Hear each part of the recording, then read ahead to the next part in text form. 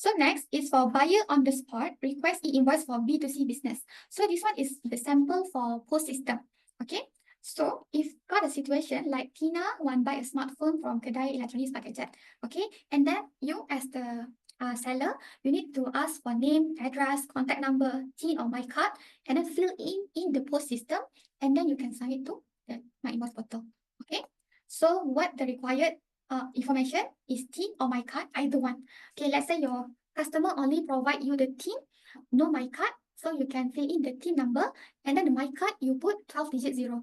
Okay, but if your customer only provide my card, no TIN, and then you need to use the general TIN, which is EI9010. Okay, and then same goes to non-Malaysians.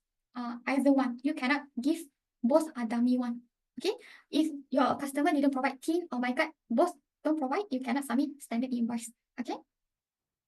So here is sample one, which is only provide the IC. So you can see it provide the IC, but the buyer TIN don't have. So the buyer TIN, you put EI9010. Okay. Okay, so here, if you want to update in the system, category you choose individual. Okay, TIN you leave it blank. Okay, if TIN not provided, so system will auto fill in for EI9010. And in my card, make sure no spacing is allowed. Okay, same goes to phone number, address, same. Okay. And then here is another sample for customer, which only provide the TIN, but no IC. So the IC, you put 12-digit 0. Okay. And then here you choose select individual, fill in the TIN, no spacing is allowed between the character and the number, no spacing. And then the my card here, you need to put 12-digit 0. Okay. Okay. So here is the sample. This one is for foreign buyer. Okay. They only provide the passport only, no buyer TIN. So you use the TIN EI9020. This one is for foreign buyer. Okay. So sama juga. In the TIN here, you leave it empty. And then identity type, you put passport. Okay. No allowed spacing. Okay.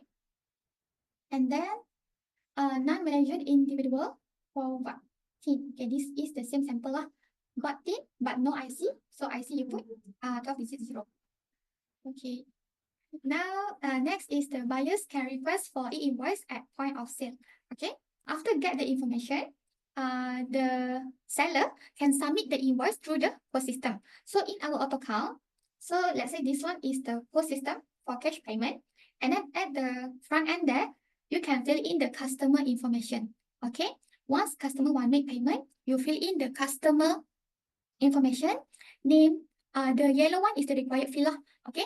Name, email, IC, phone, address. Okay, and then you click OK. And then it will auto submit to the My Invoice portal.